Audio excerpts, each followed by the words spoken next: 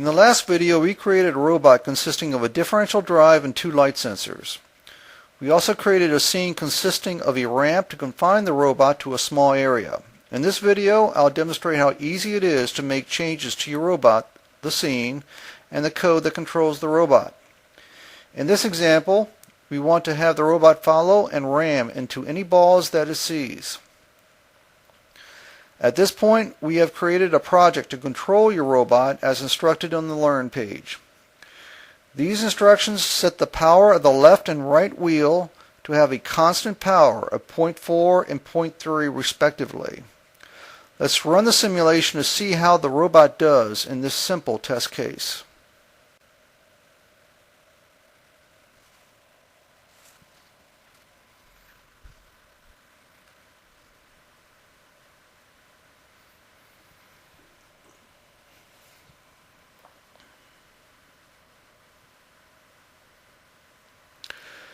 The robot tries to climb the ramp and gets stuck. Now let's go back into the controller project and add some code to drive the robot.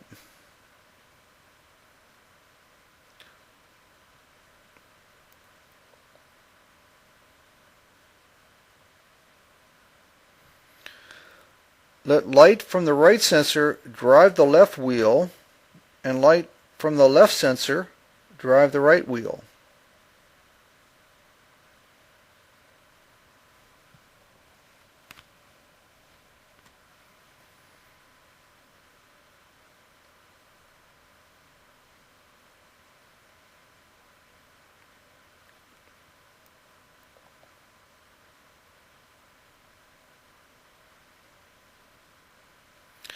The wheel power should always be a number between -1 and 1. So let's make sure of that.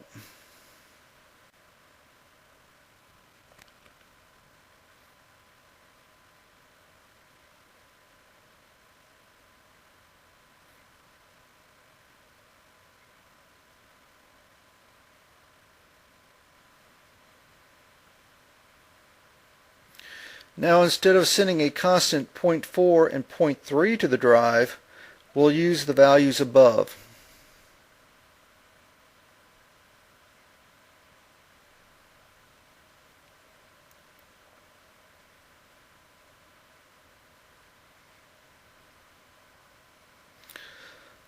Let's run the simulation with the new code and see what happens.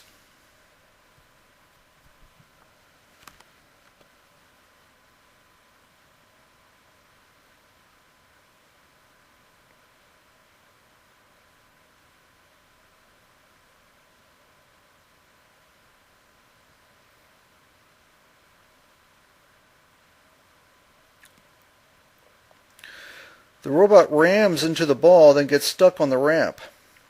Let's look at what the left sensor sees.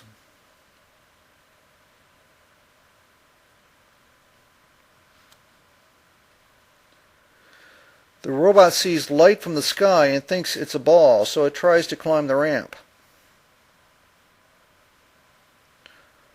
Going back to the main camera, we see the robot is stuck on the ramp. It needs to back up when there is no light.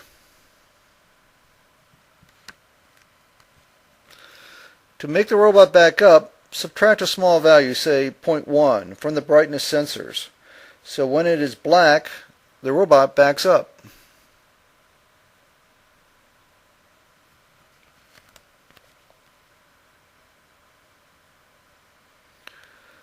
Let's run again and see what happens now.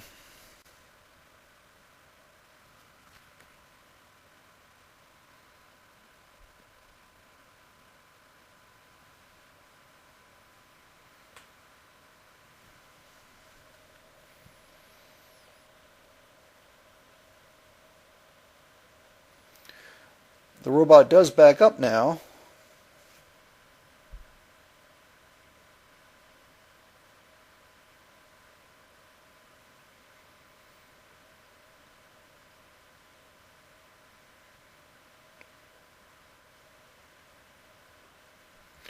The ball went in front of the robot and the robot started turning left. This is because the sensors are read every half second.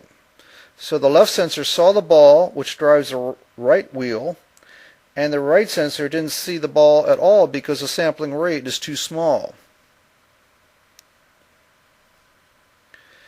Let's read the values from the sensors every 1/5 second instead of 1/2 second.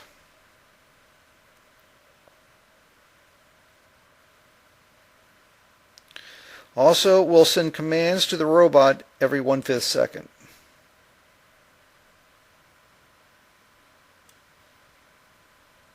Let's run again.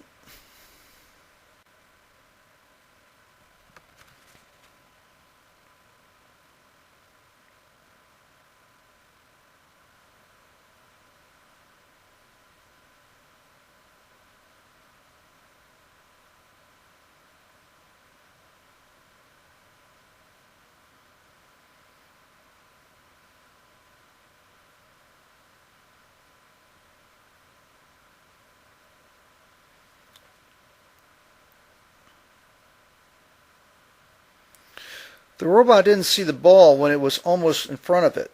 Let's go back into SketchUp and place more balls in the scene to study this better.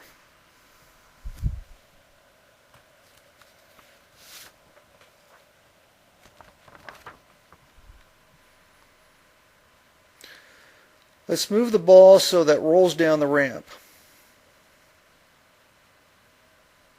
Using the Move tool, you can move it in the XYZ direction.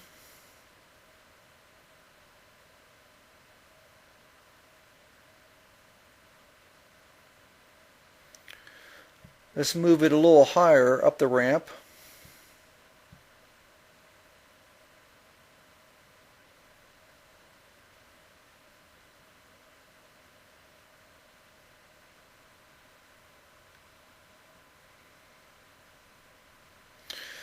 Now let's create several copies. Using the Rotate tool and holding down the Control button, create one every 15 degrees. Let's make 3 copies by typing in 3x.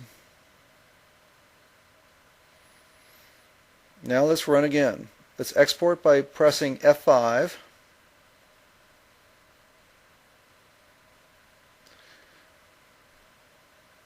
Then in Visual Studio, press F5 again.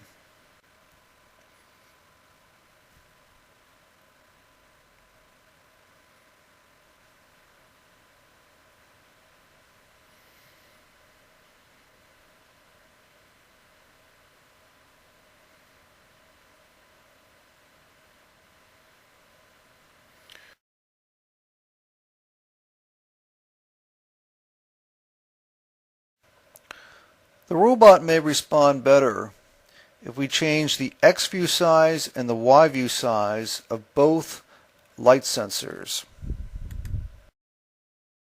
So let's go back into SketchUp.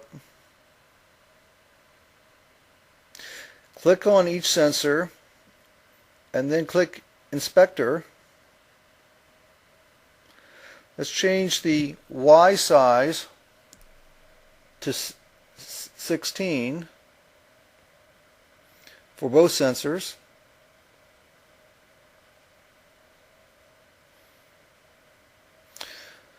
Also, let's widen the X size a little bit for both sensors. Let's set the X size to 64.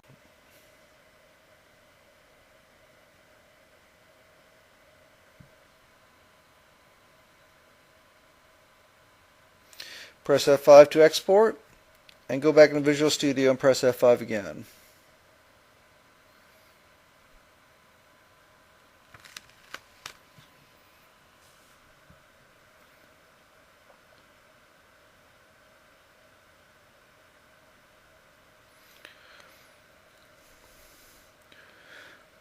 When you write code to control your robot and run various test cases, you will find yourself making changes to your robot, the scene, and the code that you write.